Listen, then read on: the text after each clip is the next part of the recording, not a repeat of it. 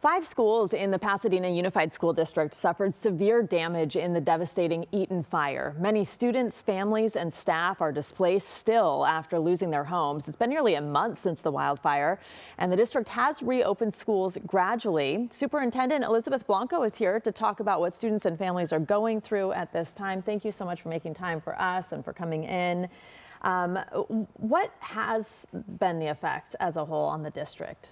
Well, as you mentioned, we lost the 5 schools, and our focus from the day it occurred was to reopen and recover, rebuild, and rise. And I feel that we're in the recovery period right now.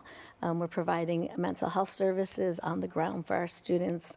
We're able to return everyone to a place where they can learn and be together, and that social emotional connection has been so important to our students and families. I have heard that from a lot of educators, that it's really important to keep the community together, not kind of piecemeal out the students to different places where they're already, feeling displaced, they're already feeling isolated, but that is a big challenge.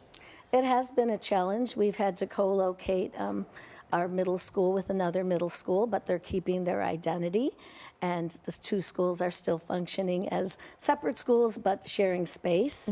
The same is true for our charter partners. Our goal has been to keep them together, and we have offered space where they can remain together, and some of them feel they need more space, so we did have to do exactly what you're talking about, offer 2 different campuses. I did get a little glimpse of one of the school board meetings. Of course, a lot of emotions running high. There are some parents who are upset about the relocation efforts, also about the reopening efforts. What is your response to them? Well, we know that children need to be in school for their social emotional health, for food security, and that, there's a lot of worry about the environment. We were not required to do environmental testing, but out of an abundance of caution, we did environmentally test each of the schools. The cleaning and sanitizing process was quite extensive. We had 1,500 workers on the ground supporting our maintenance and operations team, cleaning the schools, sanitizing them, and testing them to make sure that children were all coming back to safe environments. We also have online learning options for those who feel that it's not the right choice for their family. So we're encouraging them to enroll in our Center for Independent Study.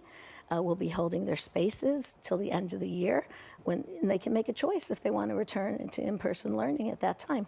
And I know you've been in crisis mode, but for the displaced families and students who may just move out of the district altogether, are you looking at that as a possibility over the long term as you try to actually rebuild the physical schools?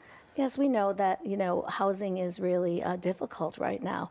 I have many of my own directors and staff that have not secured long-term housing. So we were able to work with Airbnb Relief, and they did special accommodations for our employees to be able to get support for short term. And, we're really hoping that everybody can stay in our community. But we know that there might be some that have to leave for a short time. Again, we're offering the online learning option, or we'll welcome them back when they return. And before I let you go, what is your message to parents who might be seeing this, maybe not even just in your district, but people who have been displaced, their kids have already gone through COVID.